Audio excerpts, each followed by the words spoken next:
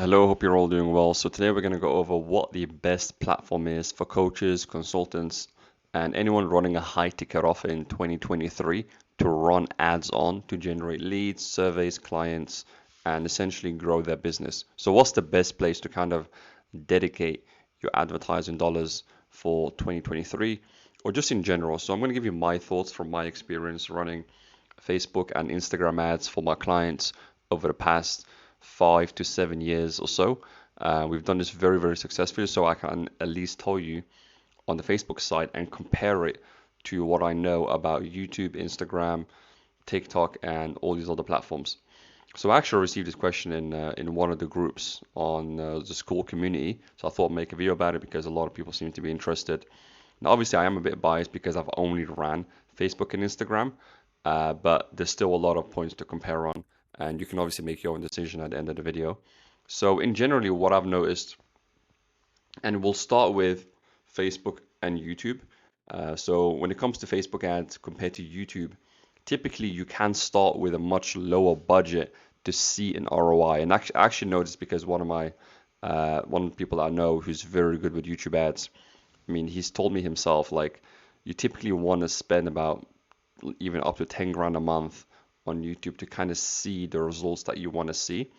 Um, Whereas with Facebook, and we've done this with over 100 clients, you can start, and this is my recommendation always, is around 3 grand to 4 grand a month maximum to see an ROI and then kind of reinvest the profits you make and then double down on that. Whereas with YouTube, typically you gotta start with a higher budget and the ROI might not be as fast. And obviously the same can be said there, but typically that's kind of how it works. Now, secondly, and this is something I haven't really written down, but it's also about whether you're running a B2B offer or a B2C offer. So if you're running B2B, that means you're targeting businesses, you're running a business type of offer. If you're running a B2C, that's typically like you're selling to almost anyone and you're selling, it could be a online course for anyone, how to make money online, how to become a real estate agent, how to start a restaurant. Like it could be any course really for anyone. So the audience type that you have on both platforms kind of has its own like favorable audience. So whereas on YouTube, typically the offers that I see do best is typically in B2C. So if you're kind of targeting the whole world and you're just targeting everyone, because there's so many people on YouTube, you can run an offer like that and get a lot of results. So one of my friends, for example, he runs a trading offer, helping almost most people become a trader and start making money as a trader, right? And he does extremely well with YouTube ads, but when he tries Facebook, it typically doesn't work as well. So, which is why he's been spending $200,000-300,000 a month on YouTube ads. Whereas most people that are on anything to do with B2B or have more of like a targeted niche. So let's say your niche is dentists or you're targeting doctors or chiropractors or just small niches, very targeted. YouTube cannot be that great. I've rarely seen YouTube perform well in those kinds of niches. While with Facebook, it's very easy to kind of target your way through, especially if you know how to make those audiences. You can make audiences out of dentists, you can do it out of doctors, for example, and it can typically work better as a starting point. Now, once again, this is all about starting your initial campaign. You can always down the line run both Facebook and YouTube at the same time, right? It's not about you can never run it. You can always, but this is more about gaining traction in the beginning because a lot of people typically they lack cash flow in the beginning when they start, and they might only have $5,000-10,000 to spend, and they have to see an ROI. So my advice is coming from the sense of they want to see an ROI fast. So where do you put that initial 5-10 grand to see the best ROI as fast as possible? And typically that's going to be Facebook ads, especially if it's one of those targeted niches, you're running B2B. Even B2C works on Facebook. I've helped one of my clients get a B2C offer all the way to, $500,000 a month. Although once again, we did try YouTube ads actually. We actually tried YouTube ads, but we couldn't get it to work anywhere near as well. The survey would be double the cost. And yeah, and he actually went on to use Instagram to get all the way to about $2.3 million a month. So it just goes to show even if you have a B2C, it still doesn't mean that YouTube will work for you. The way I like to do things typically is, and this is if you're starting out, you have 10 grand, you have to make it work, right? You start out with Facebook ads, unless you've seen other people crushing in the YouTube space and you have a good idea that it will work. Yeah, in my opinion, it's better off to start with a Facebook campaign, try Facebook, try Instagram, start out with like 3 grand a month, see if you get some ROI, and you can always switch over and diversify your spend once you start spending more. Secondly, so less spam and bots. So traffic is very high quality and we basically never get spam and bot issues. So this is true. So obviously when it comes to YouTube, this is an issue I see a lot. Like a lot of people complaining, like for example, the high roast group, people complain about, getting spam bookings and spam leads and bots. Like there's even bots now that come onto the Zoom call itself and book a call with your team. So it gets pretty crazy. And the truth is, I've never seen this with Facebook. This basically doesn't even happen because of, I think it's also because of how Facebook works. Like to even have an account is actually quite a process. And they do monitor you very carefully. Like if you do anything wrong, they do ban your account and restrict it and all kinds of stuff. Whereas with YouTube, I think anyone can make a Google account. So that's probably why people can click on ads and just view ads and just click on them. So there's a lot of spam issues and bots when it comes to YouTube and Google. So who knows how much of your views are actually seen by real people? You don't really know. So whereas I've literally never seen this issue with Facebook when it comes to spam and bots. And now there's people that use dedicated software specifically for YouTube and Google Ads to kind of prevent these spam clicks and spam stuff happening. So yeah, so that's another big downside. And who knows how much these softwares cost? I know which ones they use, like there's clickies and different ones. So you're gonna have to add that to your bill on top of managing it and tracking it and making sure it works and all that kind of stuff as well on top of. Yeah. So number three, easier to get and see results with Facebook. This is mainly because of how Facebook and Instagram are designed, whereas because they're a passive platform, whereas YouTube is very interruptive. Now, I think everyone already knows this, right? When you're on YouTube, you want to watch a video, but then an ad comes up, and you don't really want to see the ad. Like you didn't actually intend to see the ad. You intended to watch a video, so it's very interruptive. Obviously, it does work if it's a targeted ad. It can convert you into, buying whatever. But with Facebook, it's very passive. People are just scrolling on the feed, and they scroll past ads, but then if they see your ad and they like it, it's because they chose to actually click through. They're not forced. It's not like the feed stops and it shows you the ad and you can't scroll until you see the whole thing, which is how YouTube works. So that's why people have a much better experience in general. So generally for your brand as well, if you don't want to be seen as interruptive into people's daily lives, then Facebook is better because it's kind of part of their experience, which is what makes it a much better general ad experience too. Also, because it's only video, because YouTube ads, you have to do video, by the way, in case you didn't know. So you have to be good at communicating on camera and pretty much capturing their attention in those first 5 seconds. So you have to be really good at just, grabbing that attention. Because if you don't get it in the first 5 seconds, they're going to skip. And you already know this probably from yourself when you watch YouTube. If you've ever seen an ad, 99% of people probably skip the ad. Right, unless it's kids that are watching and they just watch it for fun. Obviously, they're not going to convert on your ads, so we don't want to have any children watching them. Um, yeah, and obviously on Facebook, you can do different formats. So you can do image, you can do video, you can write long copy with text. Right, so people have to read your copy, so it's a much different experience in general. So you can't really compare them directly. YouTube is very kind of interruptive, invasive. It's only video, and it's very like, you have to really get them in those first few seconds, and the ad kind of disappears when they click skip.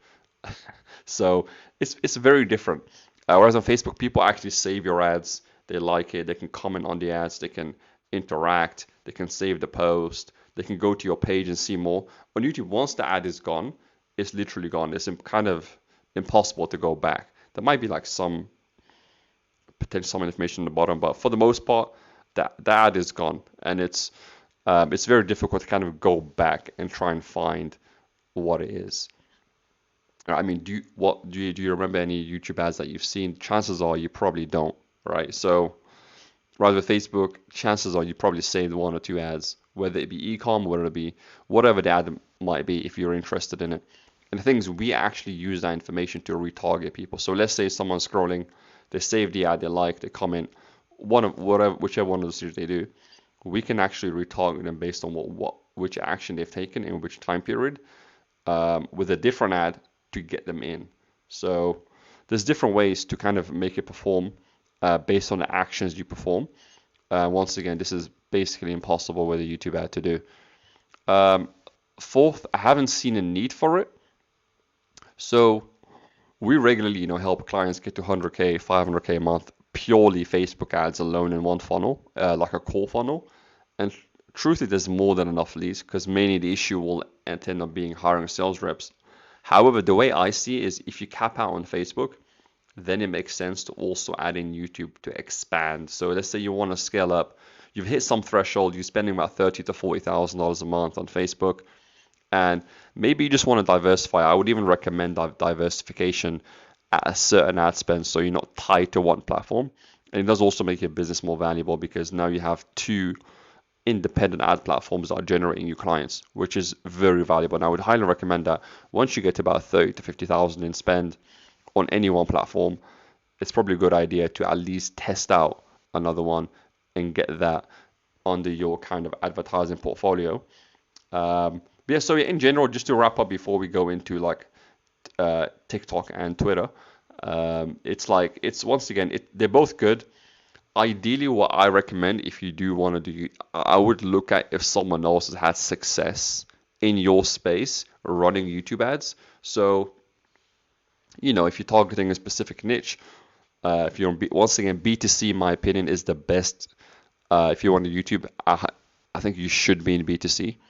I wouldn't recommend doing B2B ads, not to start with any. Once again, you can start with Facebook, then later on to YouTube. If you're a B2C, you want to take the risk and you know that there can be potential, then you can go for it. You can go for YouTube if you have a solid offer and you just want to just start with YouTube, just scale big. You have a powerful funnel in place, then why not? You can do that for sure. So now just talking about Twitter. Now, Twitter in general, I'm just mentioning here because people that do ask and think about it, especially now being called X and Elon Musk's taken over and he's adding new features and whatnot. I still don't see it as a viable option, even though the audience on there can be target audience. It's still a small platform. I think there's like 300 million last time I checked. Probably it's gone up to 500 million maybe by now. Who knows?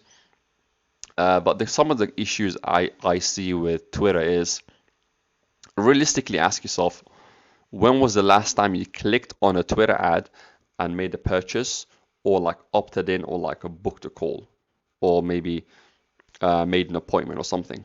When is the last time you did anything based on a Twitter ad?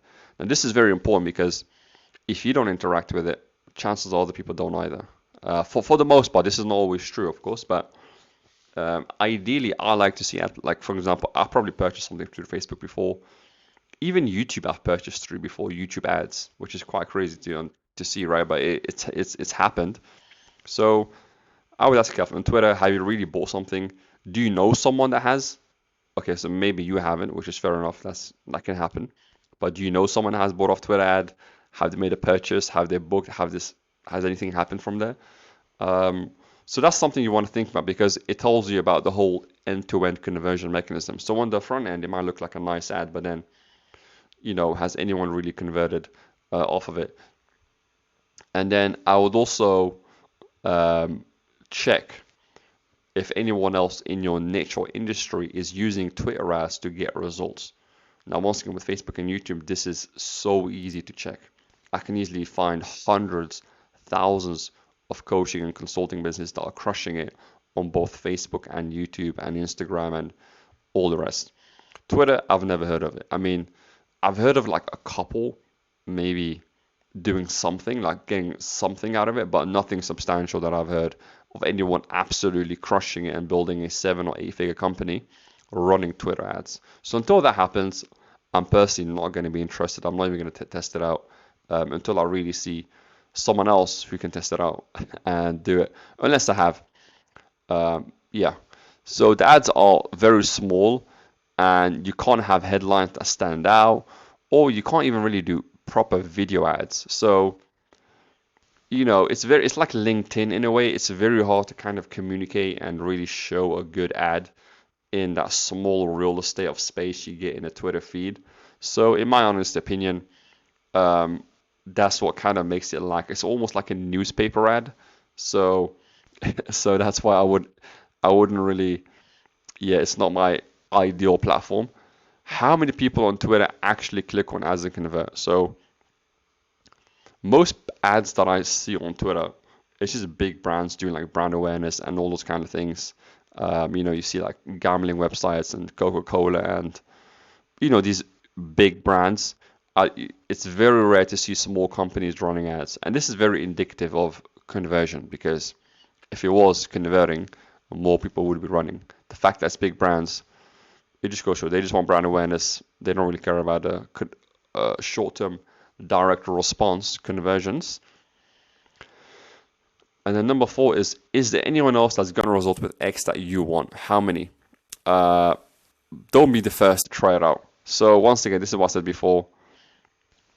If no one in your industry or space or competitor is using it, it's not really worth it, in my opinion. So unless you're a big brand like Disney or whatever and you want to try out X, chances are you're probably not watching this video. But who knows? Maybe you are. Then Twitter can be an option to kind of expand your brand awareness. Once you also can't target small audiences, only bigger ones. Um, I'll actually take this one out. This is actually, I have to remove this. This is actually not true. I just double checked it. It's only true. The 1 grand a month is only for gold check marks. So bigger brands, they have to spend 1 grand a month to kind of keep it on ads. So by the way, the same issues with Twitter apply to LinkedIn and Reddit. Once again, do they work? Yes. For who? That's what you're gonna have to check. Who does it exactly work for? So Reddit, some ads I've seen in like e-commerce or some specific SaaS, like some small SaaS software, maybe some like developer tools that I've seen some ads on. LinkedIn can be good for like maybe recruiting or like corporate stuff. So once again, all these platforms can have their place, but you have to know exactly why you're using it, how you're using it, and like what the strategy is to kind of get what you want out of it. Because you have to remember, you have to think about the end-to-end funnel conversion of who is on there, why are they going to convert, who is going to convert, and how do we convert them on this specific channel, right? So yeah, the same ad that works on Facebook and YouTube probably won't work for LinkedIn and Reddit, unless once again you've dialed, or let's say you've dialed in. The only way I could see these other platforms really having a place is if you dial in Facebook and YouTube, and then you have so much extra money, you're just like, we want to really expand the brand awareness and get as much reach as possible for our brand. Then I would consider spending on like Twitter, Reddit, LinkedIn, TikTok, and just having like a allocated budget for them all. Now TikTok is a little bit different. I would still put it under the same bucket. I think TikTok is great for e-commerce. So if you're doing e-commerce, it's probably pretty good. I have seen a lot of consistent results from a variety of people making a lot of money with TikTok ads. So TikTok has proof. See, that's kind of what I'm getting at. It's like you have to see the proof in the platform. And with TikTok, I've seen people make a lot of money consistently across a variety of people, across a variety of niches, across a variety of timelines, making a lot of money with the e-commerce business. So because of that, I would approve TikTok for e-commerce.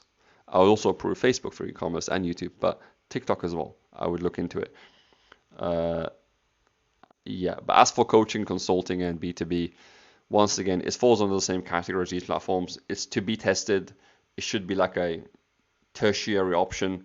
It should be like an experiment that you run. It shouldn't be your go-to business-dependent ad platform at all, in my opinion.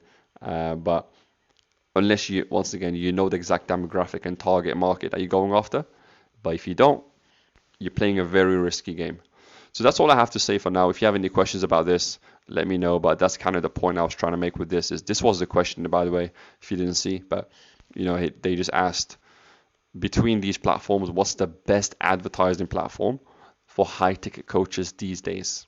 Which is actually a very, very good question, because people think things change, but they actually don't, um, until you see the data. So until you see the data, things actually don't change, because it's just a perception and the emotions, but the data stays the same. So that's all I have to say for now. If you have any questions, let me know in the comments, and I'll see you in the next video.